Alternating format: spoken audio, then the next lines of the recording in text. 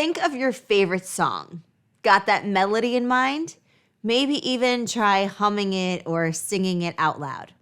Okay, great. Now I'd like you to speed the rhythm up. Are you doing that? Okay, well, how does it now sound all sped up? Is it better or is it worse? Well, if you've done this exercise correctly, it should sound worse, meaning the original version sounds better and sped up, it just sounds out of whack. It just sounds weird. It sounds strange. As you can see, fast is not always better. In fact, in the case of language rhythm and fluency, it can actually make things sound much worse. So today, I'm sharing a few reasons why, when speaking in English, fast does not mean fluent. If you're ready, let's get into it.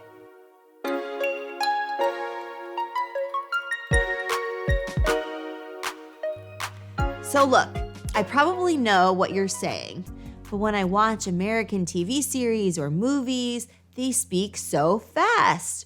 Or when I listen to native speaker friends talk amongst themselves, they speak so fast. All right, and you might think that if you speak faster, you'll sound more fluent. I can see the logic in that.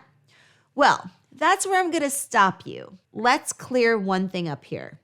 Fast does not equal fluent. While it may be true that when you hear native speakers talk in English or you watch your favorite show, it feels like the speakers are talking very quickly. Some of the time, it does have to do with speed. And there are naturally fast talkers like myself, even though I have the habit of speaking slower when I'm teaching or presenting. It just so happens that people from New York tend to talk fast. So there are definitely people who speak fast naturally, but the reality is that for most of the time, what you think of as fluency due to speed is actually fluency due to connected speech. Yes, my friends, you're mistaking connected speech for speed. Now, those are two very different elements of speech, but can easily be confused. So instead of making it a goal of yours to speak as quickly as possible, make it a goal to slow your speech down, but connect the words better. So now let's look at a few examples to show you what I mean. First, let's just focus on speed. All right, sped up. Let's go. Hey, how's it going? Are you having a good week so far? Do you have anything fun planned for the weekend? I know that I'm excited to go to the beach for a mini vacation. What about you? Okay, interesting. How much of that did you actually understand? Probably not that much if I had to guess, because it was just way too fast. Even native English speakers would have had trouble with that one. Now, I'm going to slow things down, but pay attention to connected speech this time around. All right, so take two. Are you ready? Let's do it. Hey, how's it going? Are you having a good week so far? Do you have anything fun planned for the weekend? I know that I'm excited to go to the beach for a mini vacation. What about you? Okay, so do you hear the difference there? In the first example, it was just way too fast, and connected speech wasn't much of a consideration. We didn't really get that linking. Granted, I'm a native English speaker, so of course there was naturally a little bit of connected speech in there, even if it's just a little bit. But even so, I want you to see that speed does not equate to fluency. If you want to sound more fluent, you need to consider connected speech. What does that even mean? Well, connected speech, simply put, is linking. That means that the final sound of one word links or connects to the beginning of the next word. For example, in the question, should we sit down or stand up? Should we sit down or stand up? Sit down and stand up are linked. And to someone who's unfamiliar with connected speech, they might mistakenly take the linking to be speed when in fact it's not speed, it's connected speech.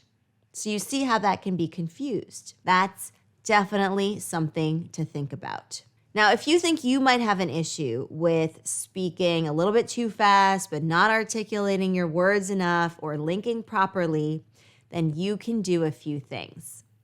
The first thing you can do is record your voice and listen to it. If you can't hear the sounds blending into one another, then you're probably not linking. And if that's the case, then you should record yourself saying it much slower, but articulating each word as you do it. And then when you're listening back to the recording of yourself, you can locate the areas where the linking should occur, such as sit down, sit down, sit down, or stand up, stand up, stand up, or how's it, like as in how's it going, how's it, right? And once you've located those areas, you can re-record your voice using that same sentence, whatever you were working on. And this time you're still speaking slower and articulating, but you're also including linking. And that's very important. And as you can see, you can articulate your words and do linking. In fact, that's how you're going to sound more fluent in English. If you're having conversations with native English speakers, be sure to be on the lookout for areas where connected speech seems to occur. What words are getting linked? Do you notice any phrasal verbs where this is happening? Think about phrasal verbs like put on, get in, get along, bring up, etc.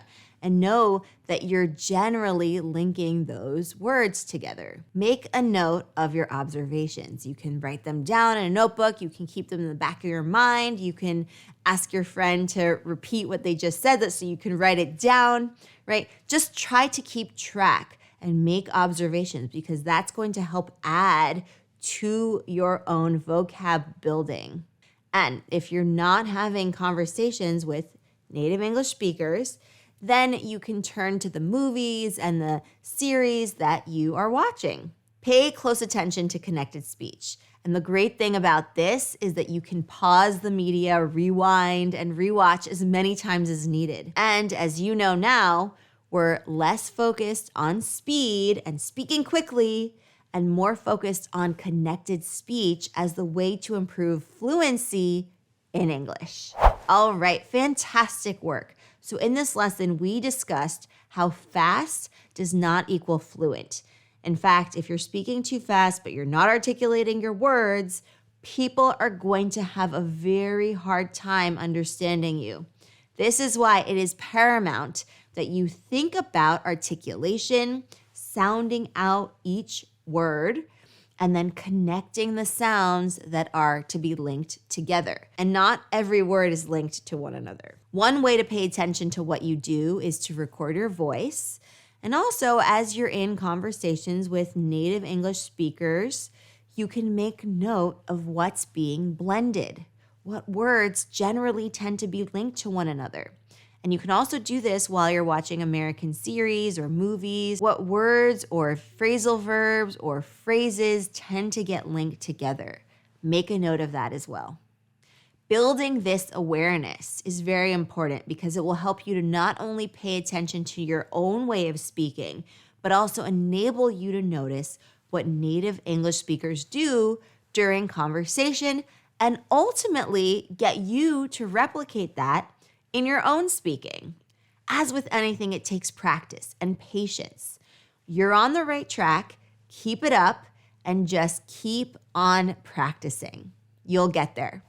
All right, advanced English learners, thank you so much for joining me for this lesson. I hope that you enjoyed it. If you're watching this lesson on YouTube, be sure to give a big thumbs up. And if you're listening to this as a podcast, be sure to leave us a nice review. You can leave us up to 5 stars. That really helps us out. So thank you so much for that. And if you want the full transcript of this lesson, you can go to our blog at advancedenglish.co/blog. And while you're there, feel free to sign up for our free newsletter so that you'll get every lesson from us and anything new going on in advanced English, new web courses, new activities, new freebies that you don't want to miss. All right, I will see you in the next advanced English lesson where we're going to continue advancing your English together. Until then, keep up the awesome work and I will see you soon.